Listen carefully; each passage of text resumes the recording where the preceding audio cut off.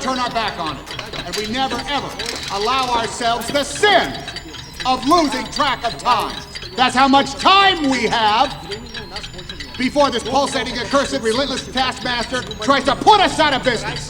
Today, the question, who am I, is directly linked with an action or an act, since the long-term trend in Western society is to emphasize action rather than thought. 87 hours is an eternity. The cosmos was created in less time. Wars have been fought, and nations toppled in 87 hours. Fortunes made and squandered. The old attention span is not what it used to be. That's true, mine either. I don't have any attention anymore for anything that's not specific. 15 minutes! Crunch time! Crunch time! Let's go! Let's go! It's all very well to perform, but all we're doing is ensuring the survival of the system and moving a little faster towards death. Are we really in that much of a hurry?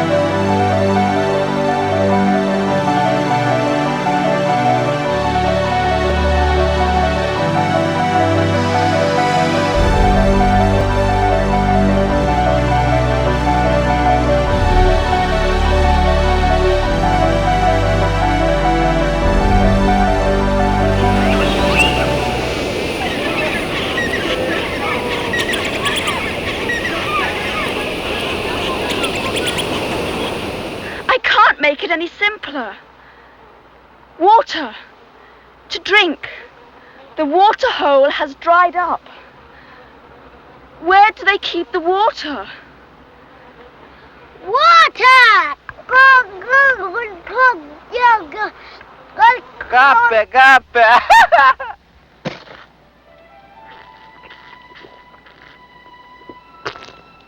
Gape benga.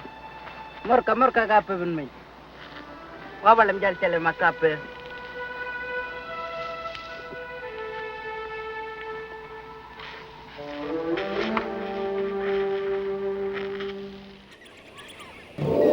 Hi there.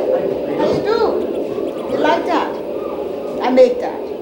$20, $20. $15. $20 for you. 20, 10, $15 for you. You know, a man come by my people village today. Now we thought he come to build a factory like most white men that come to Jamaica. So we worried that he might make clothes or food or whatever faster and cheaper than we do. Then nobody would buy from us. But him say, he not one of them people. Ooh, we're so happy when we hear that. He said that his job is to study the earth. So we walk around on the land together for a long time, and when we ask him about him people, his face light up like the sun across the moving water, and he said, my people, like your people, respect the knowledge of the elders. And when we think about the future, we keep in mind our children and their children and so on. Daily, we reflect upon our way of living that we call the long now. See, it helps us to keep our perceptions of the world in the real, so that we can maintain a healthy balance between us and Mother Earth. Oh, and we work in a place that we call the Clock Library. And I said, oh, them good people. Not like the white people that come here and take away our way of surviving that we learned from our ancestors. And then suddenly, he get real quiet. And a sad look come over his face. And he look at us for a long time. And then him say, I hope that my people can stay open-minded to these concepts. And I hope that the foundation will never ever give rise to a new cultural elite who would use their supremacy to decide what's best for all of us. Whoa, I feel like him doubting people. But it's human to do that. See, not all people stay good people. I know, because I've seen it happen in my village when the white men come and give my people jobs, and then they leave, and then they come back, and oh, they look so tired and sad. And sometimes they don't even know who I am. Oh. Daylight come and I want to go home.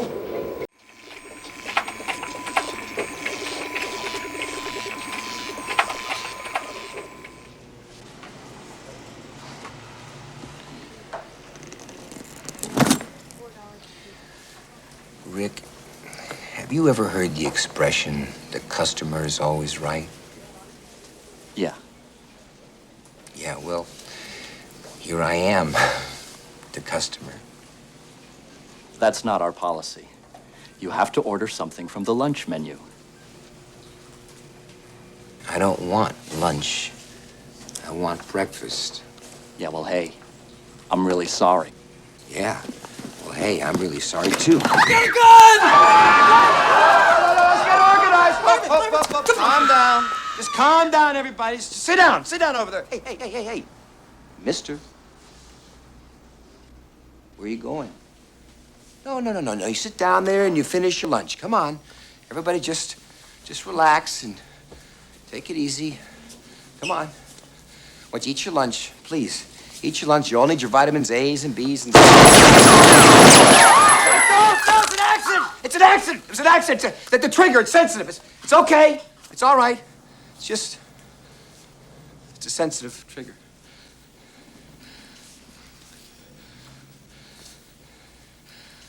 Rick, could I have my breakfast, please? Yes, sir. Sheila?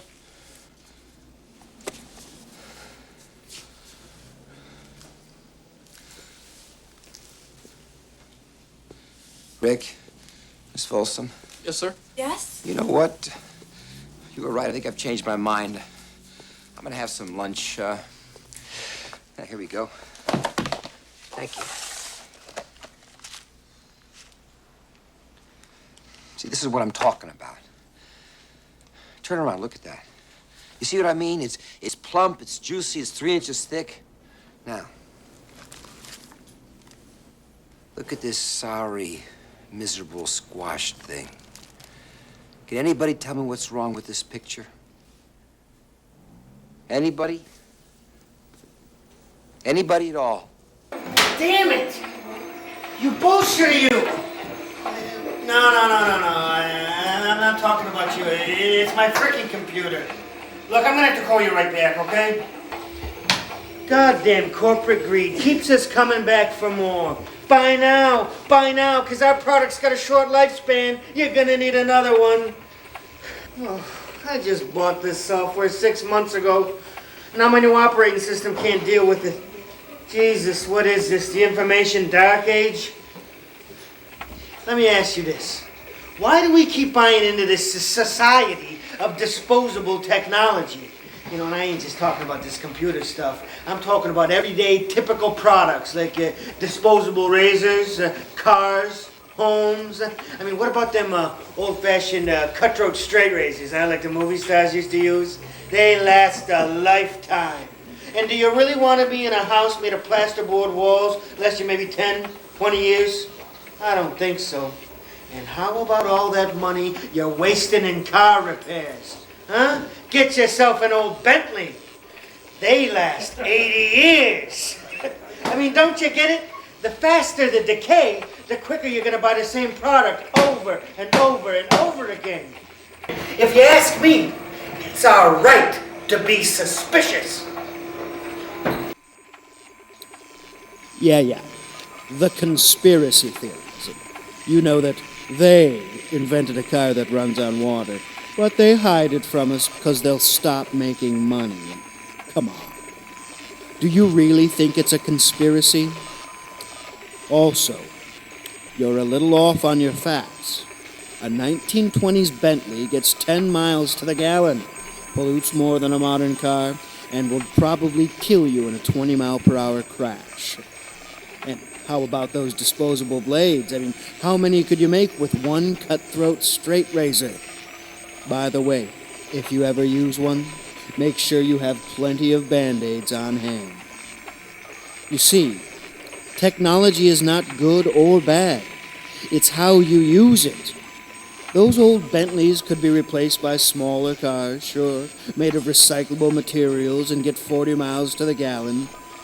But instead, the car manufacturers continue to make gas-guzzling, polluting, big vehicles, like the 1990s SUVs. It's because we buy them. So then, let me ask you this. If we are living in a democracy, as we claim, then why don't we speak up and say, we the people insist that the manufacturers stop designing products that harm us or our environment and start thinking in the long term. It's brutal and inexcusable.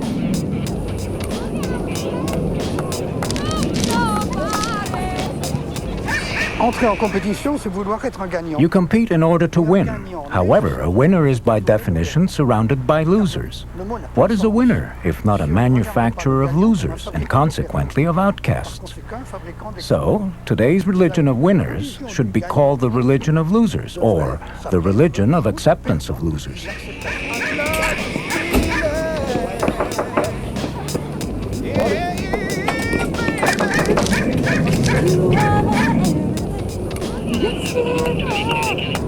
One more time for the bass.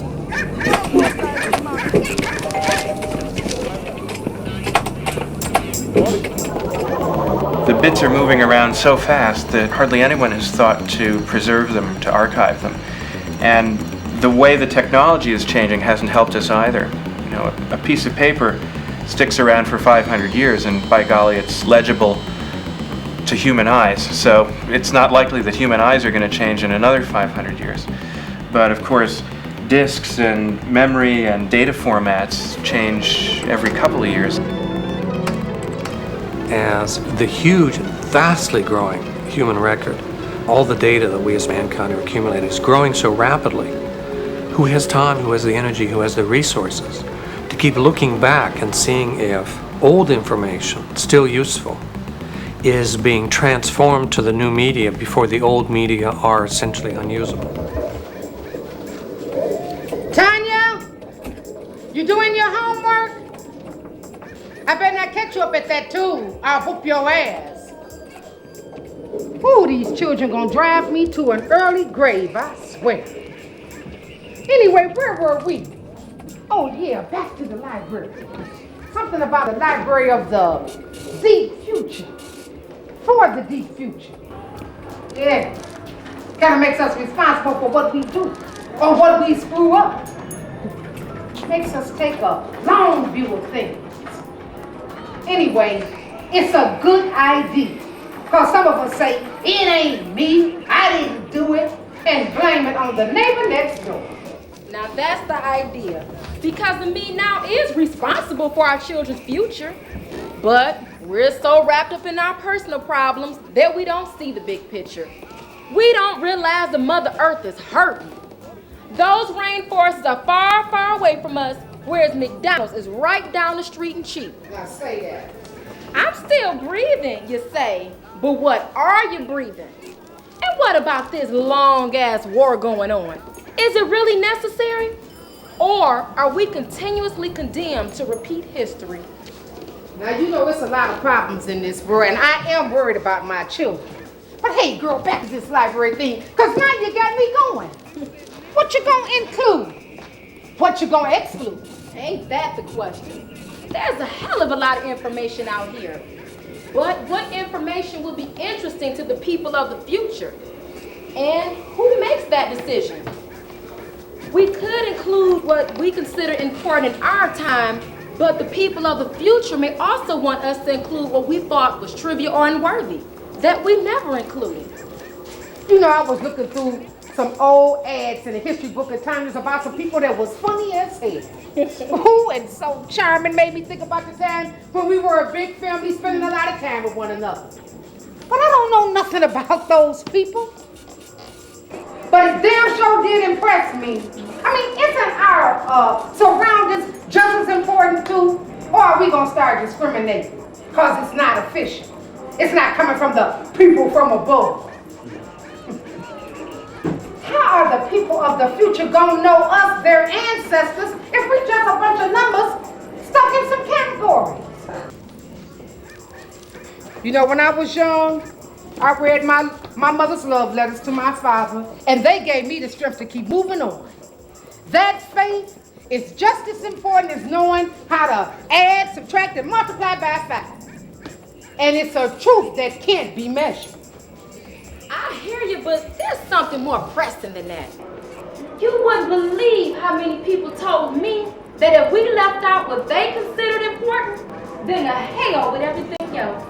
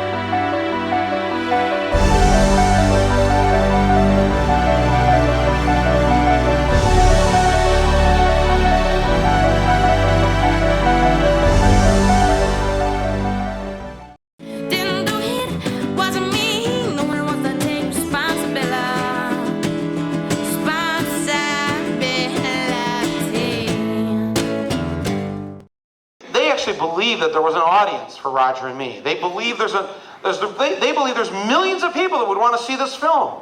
And I'm like, because I'm thinking, I'm in Flint, there's like 10 of us in Flint, okay? There's a couple hundred down in Detroit, another 100 over in Ann Arbor, 5 guys in Saginaw, two nuns in Bay City. It's like, they believe our numbers, our audience, our movement is larger than we believe it is. But the truth is actually, we're the majority. We're the mainstream. There's millions of us, right?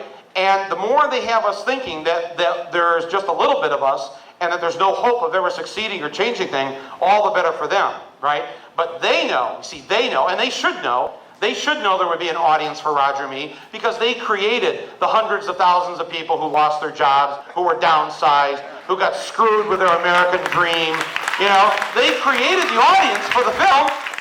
They're so convinced that you And everybody else out there, whether you're reading me or Noam Chomsky or Howard Zinn or you work for Ralph or whatever it is that you've done, they're so convinced that basically when you go home, that's about it.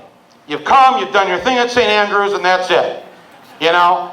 They're so convinced too that they have dumbed down and numbed the minds of your coworkers and your fellow students and your neighbors to the point where they'll never get off the couch and revolt. They're so sure of that it's safe to put this book out there. It's safe to put that movie out there. It's safe to put that TV show out there. That's what they believe. I'm over here running a race with them, believing the opposite. That you and everybody else that sees this stuff are going to actually do something. Not everybody, but if just a few people did something. It can't just be the people who've got all the lingo down and who are willing to go to the 5-hour meetings. We've got to broaden this to bring in the average slacker American who watches 5 or 6 hours of TV a day, because that's what they do. And you know what? But they actually believe a lot of what we believe in. And we need to start realizing that we live in a very liberal and progressive country. The big lie is that we live in a conservative country. That's not true. We've repeated that lie because somehow it makes us feel good. Maybe we like being victims. Maybe we like thinking, we're part of that elite of the people who get it. I'm in the 10%. That's pretty cool. You also have to remember is that the average working person, the average poor person in this country, they know it's their kids that will be sent off to die.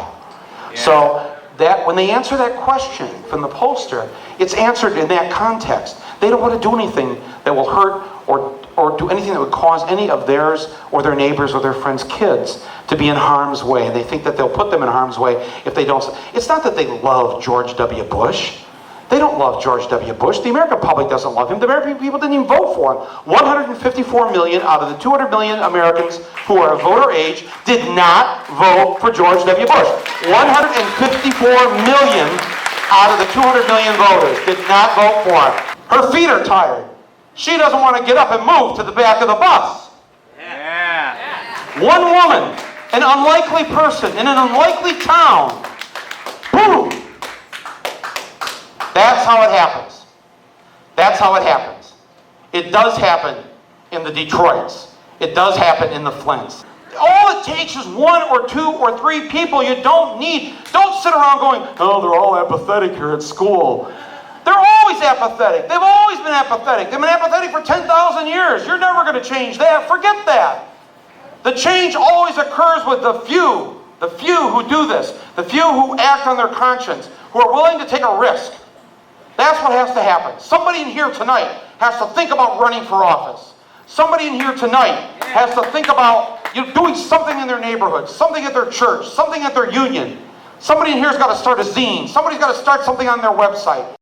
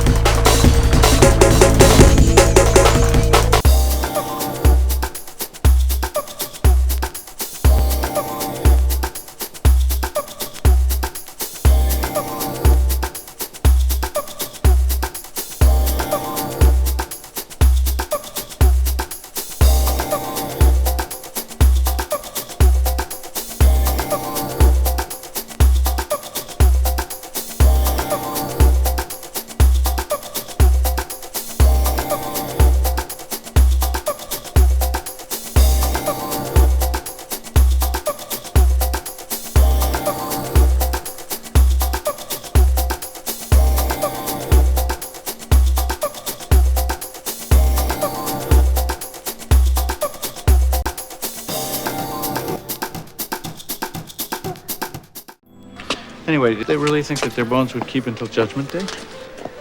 Well, you got to remember that for them, Judgment Day was right around the corner. They expected it almost hourly. The way of the samurai is found in death. Meditation on inevitable death should be performed daily. Every day when one's body and mind are at peace, one should meditate upon being ripped apart by arrows, rifles, spears, and swords.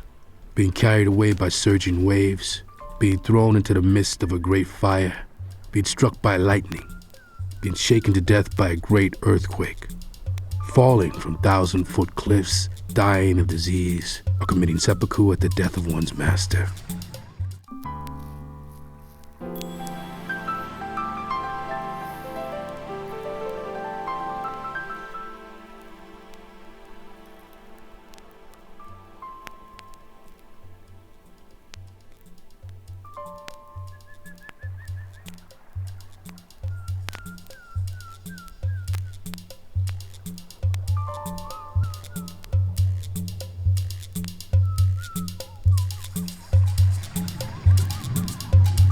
Like us.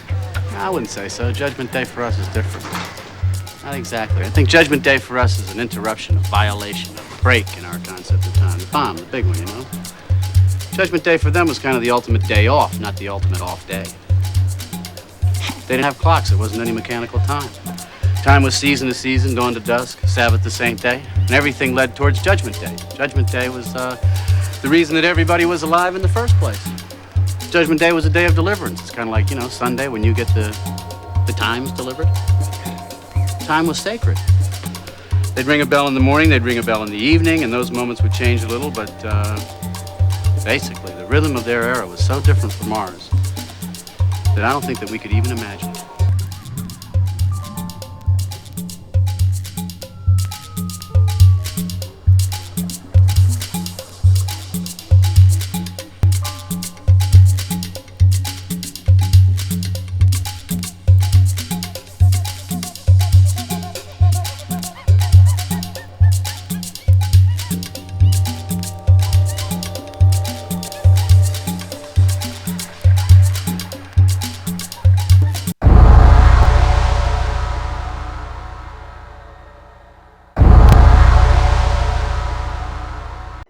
Ladies and gentlemen, we are proud to present the Operational Order of Civilization. Please give a warm welcome for nature, culture, governance, infrastructure, commerce, and fashion art. The Operational Order of Civilization is an awesome role model for a healthy and flexible society. Each level moves to its own pace. The slower holds up the faster, and the faster livens up the slower, and none messes around with each other's soul. Nature, the slowest, drains our patience.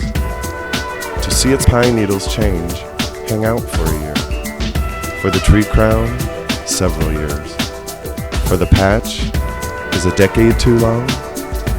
How about a couple of centuries for the stand? And the forest itself, will you be around in 1,000 years? Nature is the art of God, Dante said. And everybody knows great work takes time.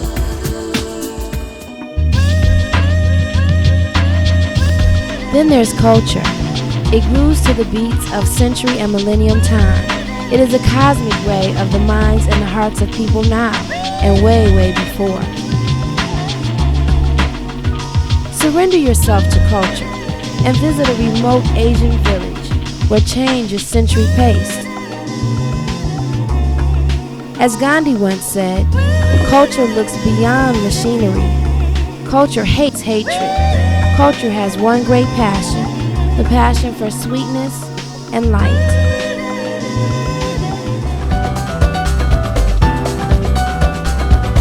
Next is governance.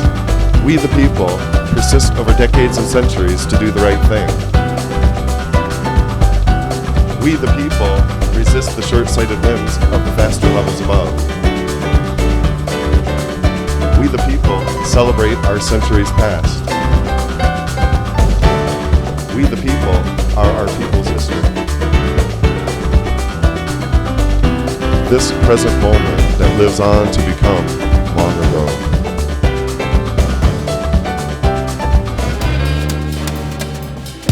becomes infrastructure. How long to build a pipeline? 1 decade? How about a bridge? 5 years? When will they finish that freeway? In 2 years. What if I need computers in school? Half a year.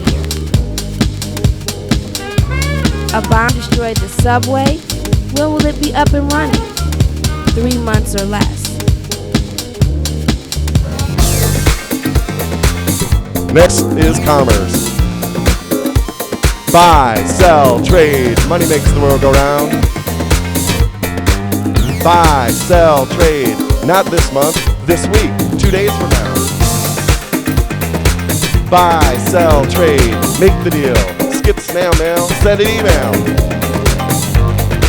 Buy, sell, trade. Page me. Cell phone me. Or leave it on my voicemail. Buy, sell, trade. Money makes the world go round.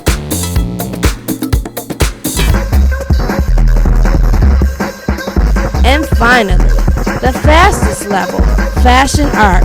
Stop, look, listen, now. Try this. This is it. Totally hip. Way cool. What a work of art. So fresh. Gotta get me some. Now. No, stop. Look, listen. Now. Try this instead. This is it. Totally hip. Way cool. What a work of art. So fresh. Gotta get me some. Now.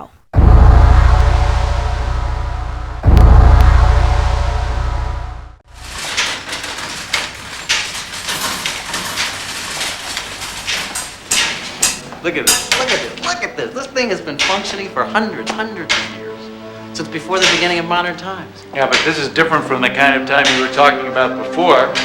Sunrise to sunset, Sabbath to Sabbath, isn't it? Maya math was tied closely to a complex system of astronomy. Their detailed observations of the night sky were recorded with astonishing accuracy. This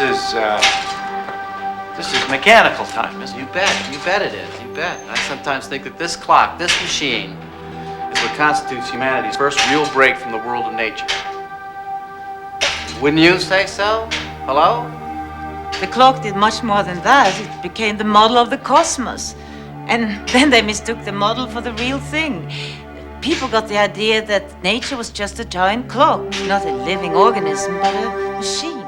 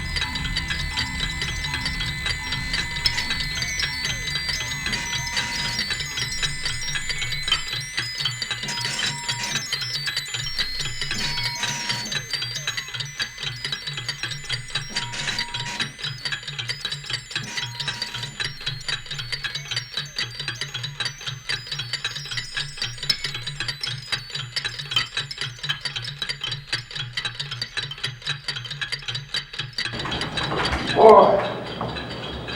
Hey, I dreamt about your foundation. It's a long now concept that's spreading like wildfire. Mobs of people from everywhere were fighting together against globalization and protecting nature 24/7 and listening to one another. It was the beginning of utopia. But that's only in dreams. That's only in dreams. You know, I believed in your foundation. But when I found out who you were, you're the ones who gave birth to computers in the first place. You got silicone on your hands. You're the biggest capitalist around. You make tons, and I mean you make tons of money with the advancement of technology. You make the world faster, and then you say slow down. Do you think we're fools? All right, hold on. You have a point. Sure, we made money with our inventions, but it's the marketers, it's the venture capitalists that are behind the fast-paced culture. We didn't diabolically plan to speed up the world, and we didn't do it to become rich. We're just suckers for interesting puzzles to solve. So sure, we work for the companies that offer fascinating ideas. Then, we realize that we're right in the middle of this cultural tornado, because the technologies we work with come and go like the wind. Huge fortunes are being made and lost around us, and the pressure on us to keep working our magic faster and faster and faster is causing ulcers, insomnia, heart attacks. You see, we can't deal with the maddening pace. And that's why the idea of the long now appeals to us. It's what we don't have in the rest of our lives. It fills a deep psychological need, like going to church and asking for forgiveness of your sins. So don't get the idea that we're one-sided. We're trying to work out our calculus the best way we can. For some of us, that means that the clock and the library are necessary.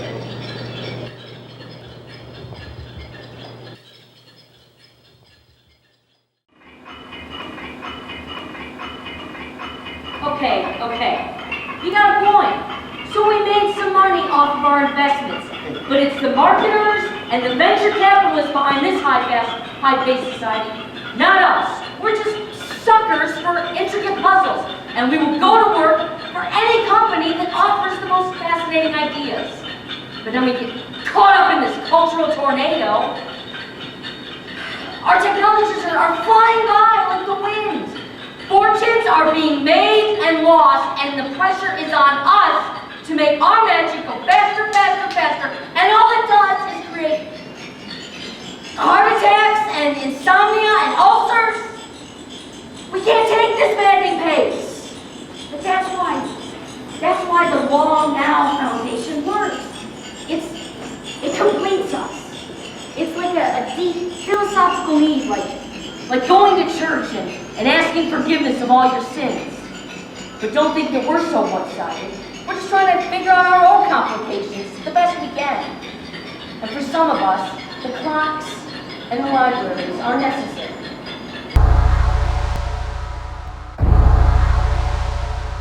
Don't you see that all these new technologies, they're causing more problems than they solve?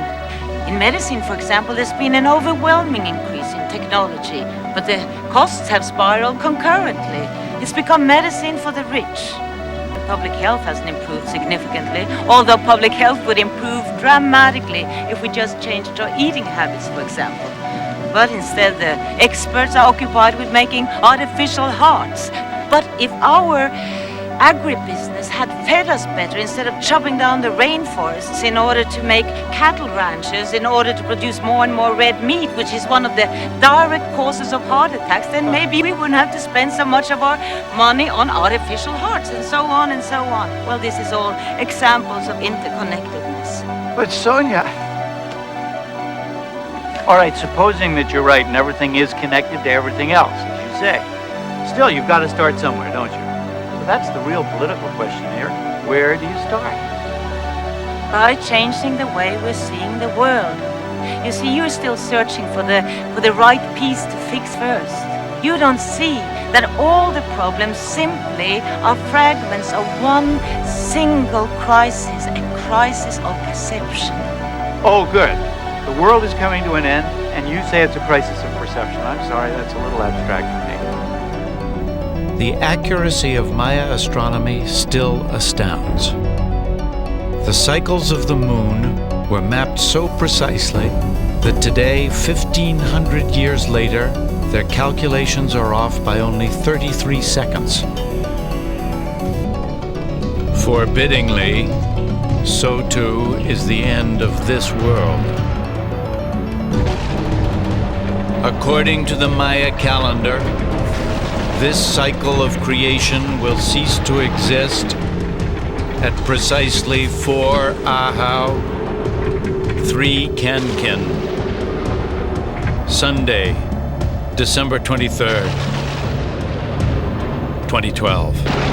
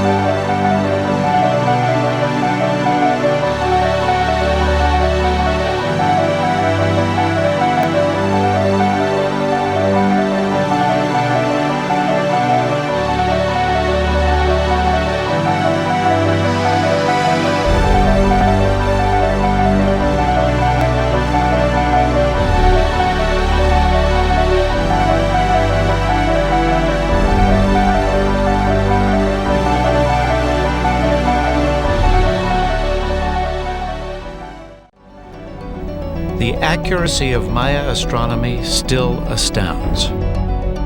The cycles of the moon were mapped so precisely that today, 1,500 years later, their calculations are off by only 33 seconds.